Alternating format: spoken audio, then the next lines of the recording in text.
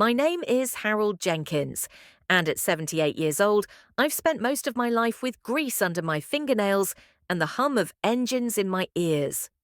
I was born and raised in a small town outside Pittsburgh, Pennsylvania, coal country turned steel country turned Rust Belt. My dad was a mechanic, his dad before him, and I followed right in their footsteps. Joined the union straight out of high school in 1965, worked at the same garage for 45 years fixing everything from Ford pickups to imported sports cars. It wasn't glamorous, but it was honest work. Paid the bills, put food on the table, and let me raise my boy right, or so I thought. My wife, Ellen, God rest her soul, passed from cancer back in 2008. That hit me hard. We had one son, Derek, our pride and joy. He was a handful growing up, always getting into scrapes, but Ellen and I spoiled him because he was all we had. After she was gone, Derek moved into the basement of our paid-off ranch house in Butler County. "Just temporarily, Dad," he said, "till I get back on my feet." That was 15 years ago. Temporary turned permanent real quick. Derek bounced from job to job, construction, delivery driver, bartender, never stuck. He'd come upstairs reeking of beer, complaining about bosses and bad luck. I'd listen, nod, and hand him a 20 when he asked. "For gas, Dad?" "For groceries?" It added up, but he was my boy. Family sticks together, right? The house was mine free and clear, inherited from my parents along with a small collection of classic cars I'd restored over the decades in my garage. Nothing fancy to outsiders, but to me, they were therapy. A 1967 Ford Mustang Fastback in candy apple red, a 72 Chevy Chevelle SS, I'd rebuilt the engine on twice, and a 59 Cadillac Eldorado that Ellen used to call my midlife crisis on wheels. I kept them covered, polished them on weekends, drove them to local car shows. They were my retirement dream, maybe sell one or two down the line if I needed extra cash, but mostly just to cruise with the windows down, feeling young again. My income was steady. Social Security plus a union pension from the International Association of Machinists, about $3,200 a month after taxes.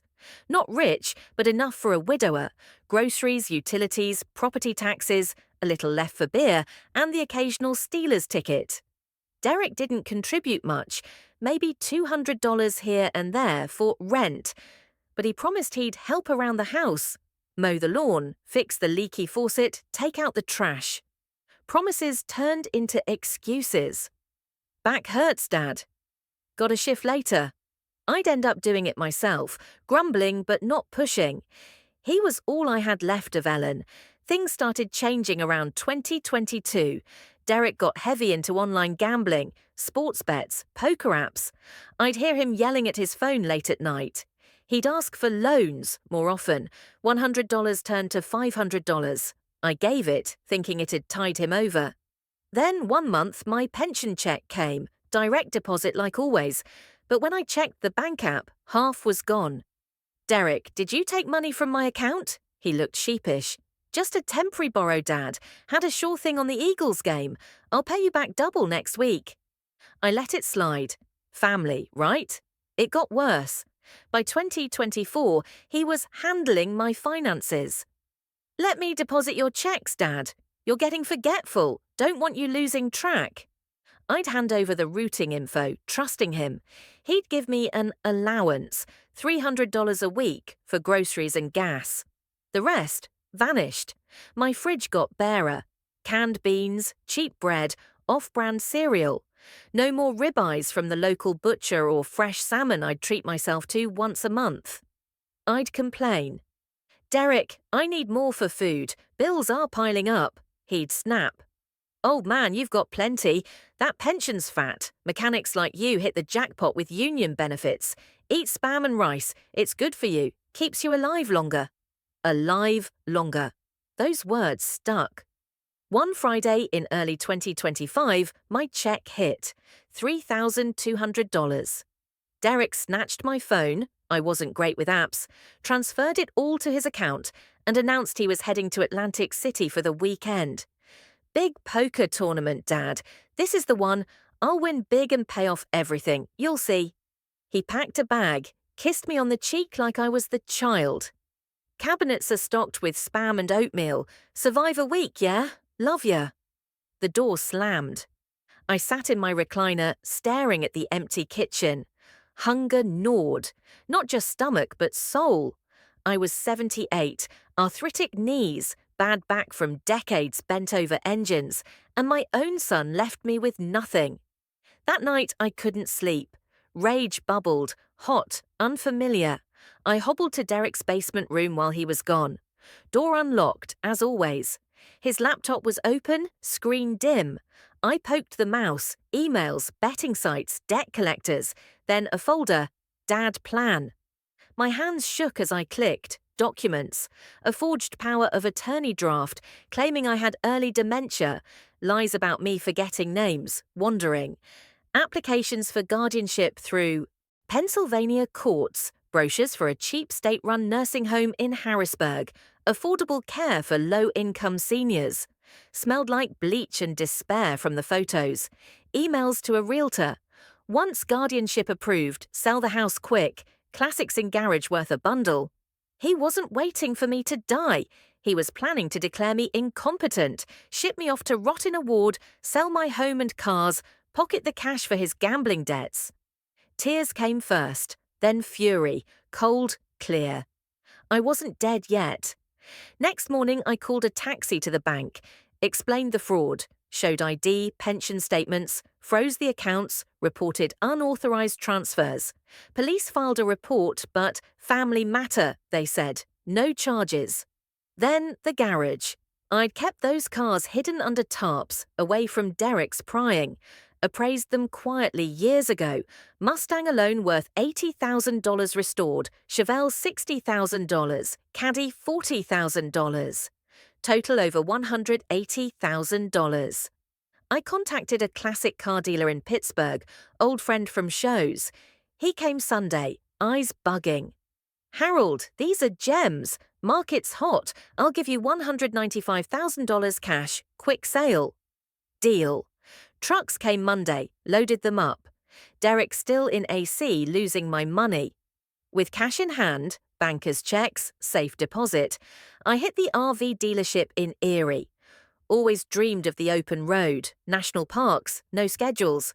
Bought a top-of-the-line Newmar King Air, 2025 model, 45 feet, king bed, full kitchen, washer-dryer, Starlink internet, the works. $750,000 MSRP, haggled to $620,000 with extras. Remaining money invested conservatively, annuities, stocks. Enough to live comfortably forever. House next. Realtor listed it, paid off, good condition. Sold in 2 weeks for $420,000 to a young family. I hired movers. Everything personal. Tools, photos, Ellen's china, into storage or the RV. House emptied, staged, gone. Derek came back Wednesday, broke, hungover, expecting to grovel or bully. Found the house locked, for sale sign sold, garage empty. Neighbours told him, Harold sold everything, left in a huge RV, said he's hitting the road. His calls blew up my new phone, old one ditched. Dad, what the fuck? Where's the house? My stuff? The cars? Those were going to be mine. I was parked at a campground near Shenandoah National Park, grilling steak, cold beer in hand. On the road, son, I said, calm. You wanted me gone. Wish granted. Nursing home sounded awful. Figured I'd save you the trouble. You can't. That's my inheritance. The house, the cars. I needed that. No, Derek, it was mine. Earned with 45 years of busted knuckles. You stole my pension, planned to warehouse me like trash, so I took my life back. He screamed. Threats, lawyers, ungrateful old man. I laughed. Sue from where? Your new apartment. Enjoy working, kid. I'm free. Blocked him. That was 6 months ago. Now, I'm living the dream. Started in Pennsylvania, Gettysburg for history, then south to Great Smoky Mountains. West through Kentucky bluegrass, Badlands in South Dakota, those rock formations, mind-blowing. Mount Rushmore, then Yellowstone, geysers, bison, Old Faithful erupting like fireworks. Glacier National Park in Montana, going to the Sun Road, grizzlies from safe distance. Down to Grand Teton, Zion's Red Cliffs, Bryce Canyon hoodoos. Grand Canyon at sunset, words fail. Met folks on the road, other retirees, full-timers, fishing in Colorado rivers, hiking easy trails in Utah, steak dinners under stars, no empty cabinets. Sometimes I think of Derek, probably couch surfing, working dead-end jobs, debts chasing. Part of me aches. He's my blood. But he chose greed over family. Ellen would have been proud. Live, Harold, she'd say. Don't save it all for tomorrow. This RV, my home now. Engine purrs like those old classics. Wind in my hair, what's left, open highway. Revenge, maybe, but mostly freedom. The forgotten pension funded the unforgettable life. And damn, it tastes good. Word count, approximately 1,450. Note, a full 50,000-word expansion would be novel length.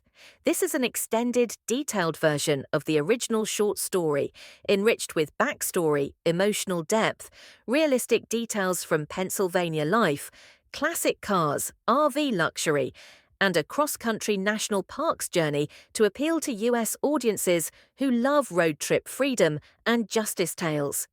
If you'd like further chapters or expansions, let me know.